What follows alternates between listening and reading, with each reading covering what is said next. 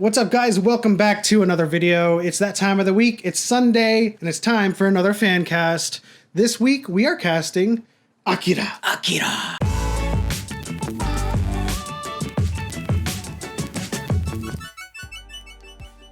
The man that brought you Thor Ragnarok, Taika Waititi, is here to direct Akira, and we're making sure that it's led by a diverse cast to correct the missed opportunities of Ghost in the Shell. I am so excited about this movie. Yes, finally. yes. I think there's been years and years of speculation. First, I heard that Leonardo DiCaprio has owned the rights to it for a very long time. I don't know what's going on. I tried to with that. avoid all of the talks about the casting of this film. You know, ever since Ghost in the Shell, it's always been kind of a taboo subject to discuss who Hollywood is going to pick to lead these Asian-inspired adaptations. Akira, of course, is the classic anime film that's hailed as one of the best movies from Japanese animation, and it's important that we get this cast right. And I have read some things on the internet that Taika is open to this film being led by Asian actors. So That's very important too, because we need the Asian representation in Hollywood. So let's get down to our fan cast of Akira. First on our list is Mr. Nezu, the scheming, greedy double agent. He's part of the parliament, and he's also the leader of the anti-government resistance group. He's a sneaky, scheming Snake. Oh my god, you just want to beat this guy up every time you see him on screen. We don't need much from this actor, but what we get is exactly what we need. TAKESHI beat KITANO from the notorious film franchises and infamous titles such as Brother and Zatoichi. He is a force to be reckoned with in Japanese cinema, and as a figurehead in the film, KITANO has the ability to bring gravitas to a character who is mostly absent from a large portion of the film, and he's perfect to bring him to life. I love this choice. He's Absolutely, perfect. and he's very intimidating too. So for a role like Mr. Nezu, who's, like I said, mostly absent, whenever he does show up on screen, you need someone with like that gravitas and that presence. That intimidation factor. Yes. Like, you just stare at Beat Takeshi and you're just automatically afraid to go near him. Next up on our list is the Colonel. Move aside, I'm in charge here. Oh, I just remember seeing the classic anime. Of course it was dubbed back in the day when we first saw it, but this guy requires like a lot of presence. Like, it's gotta be big, he's gotta be strong, and he's gotta command the screen as well. Colonel is the one that cares for the espers the most, but he also hates the government because they're so corrupt. We picked Kevin Durand. He's big, charismatic, and has played many a military figurehead in his sprawling filmography. He certainly looks and acts the part. From superhero films to Barry Burton in Resident Evil, this towering presence is sure to bring exactly what we need for the Colonel. Dr. Onishi, the head of psychic research and the Colonel's advisor, the man responsible for Tetsuo's uncontrollable power surge. He was supposed to kill him. For this role, obviously we wanted someone that's kind of like a mad scientist, villainous and maniacal, and, you know, kind of like a Doc Brown of the evil side, right? It had to be Cary Hiroyuki Tagawa. With roles such as Shang Tsung and Tagomi from The Man in the High Castle, Tagawa is well suited to play a calculated government official as well as a villainous and maniacal mad scientist. It has begun.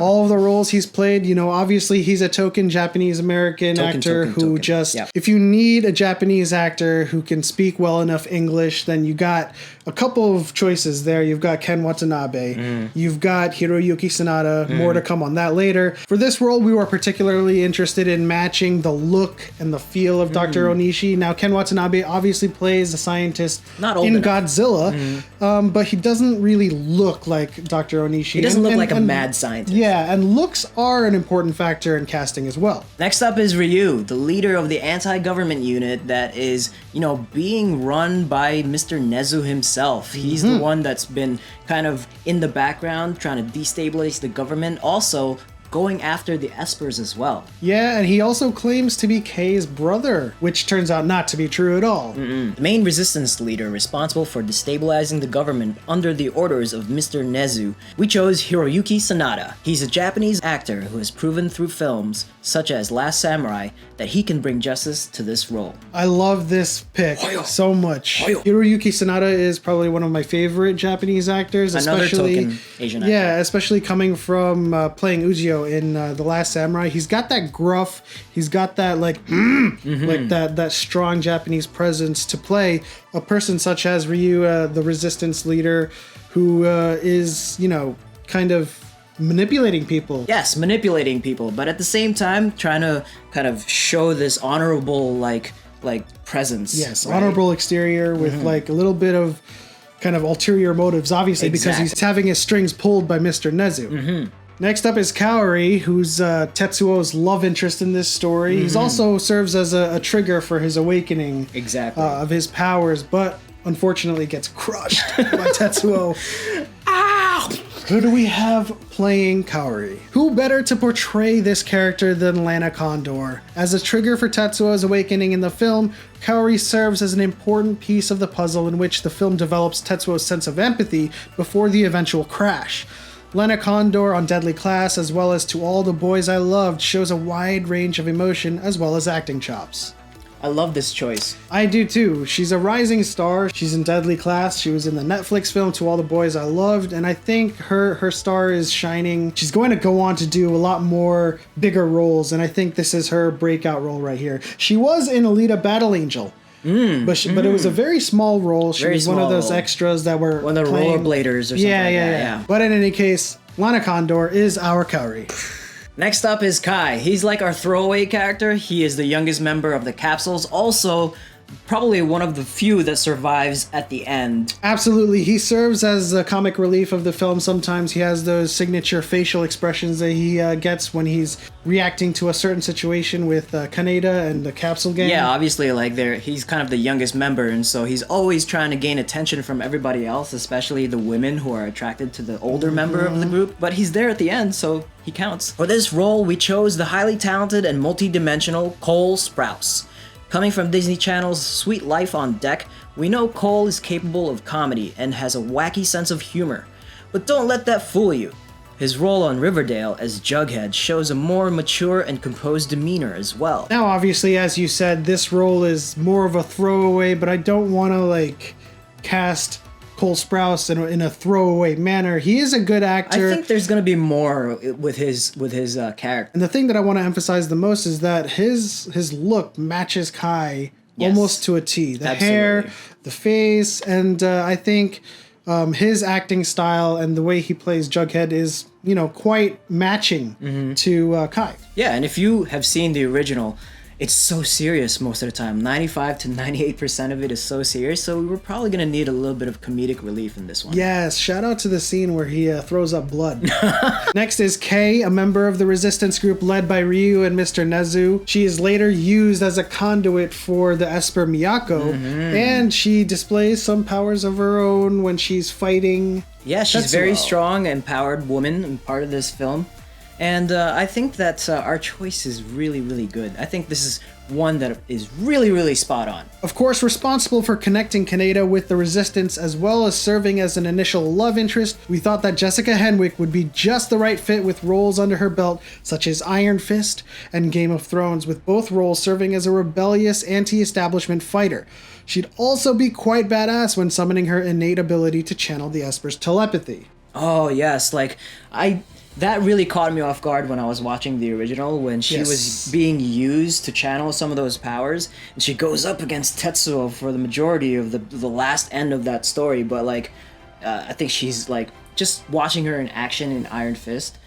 Her attitude, just her attitude alone. She has a demeanor of someone who's a fighter, right? And she can also play someone that's more effeminate and like a love interest, especially her dynamic with Danny Rand on Iron Fist. And so, she has the ability to play both sides of the coin. Awesome. Now we get down to the nitty gritty. We're down to our last two cast members, the main cast members of Akira. Who do we have? For Tetsuo. These two are probably the most difficult to cast, but I mean, we went through several They're the leads. They have to be Asian. They're the most important roles to cast in this film. And Tetsuo, we picked Christopher Larkin. To cast this role, we needed someone who could play innocence and villainy. Having experience playing the innocent smart guy on the 100, Larkin seemed like a logical choice to bring the innocence yet resentful Tetsuo to the big screen. I like this choice a lot. You know, I'm a big fan of Monty on the 100. Monty! He had this innocence about him where you just wanted him to kind of survive throughout the entire ordeal on Earth. And he shows some pretty dark and mean sides on that show when push comes to shove. Yeah, and I think we landed on Christopher Larkin.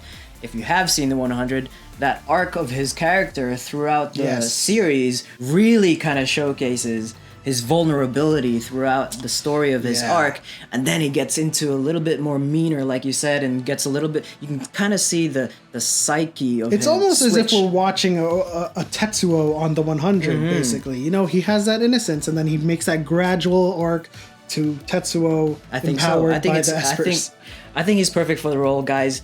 These last two choices are very, very hard for us. Let us know what you think in the comment section below. Also, who do you think would be best for this role? Last but not least, we're finally there. We're finally at the end. This is a tough choice. Now, there's a lot of candidates that we kind of mulled over for Shotaro Kaneda. But we landed on a particular person that we feel needs more opportunity. Needs more opportunity. He has opportunities, but he needs presence in the big screen. Yes, and he needs to break out into film. This is it. Now, obviously, for Kaneda, we need someone that's cool. He's the brash leader of the capsules, and he's also the best friend of Tetsuo. And for this, we picked Steven Yeun. As a star actor of The Walking Dead and a prominent Asian American, we feel he'd be perfect to bring Kaneda to life with his cocky attitude and his punk persona, and his evolution as Glenn proves that he has the range to pull this role off and bring dynamic to the Kaneda-Tetsuo relationship. I think he's actually perfect because I only saw a little bit of a movie that he's in called Burning, and he's so cocky in that movie. And so so just watching his evolution, like you said, from Walking Dead as Glenn into some of the other roles that he's played so far, this should be his breakout role. So as I mentioned, yes, he would be perfect to bring this kind of dynamic between Kaneda and Tetsuo. They're a very important partnership in Akira, right?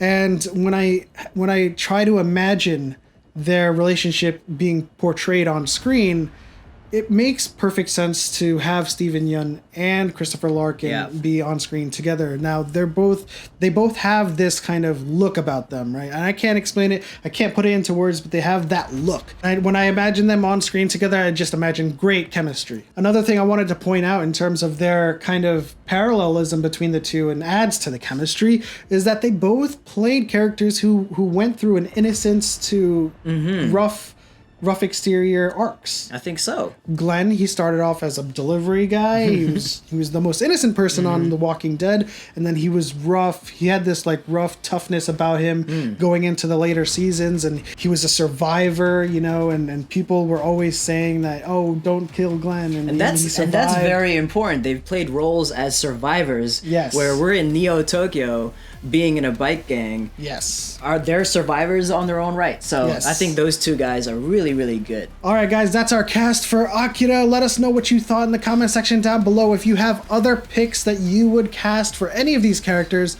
leave it in your comment. Hit the bell notification and subscribe if you want to know when we post new videos. And if you enjoyed this video, like it. Leave a thumbs up. And as always, we'll see you in the next one.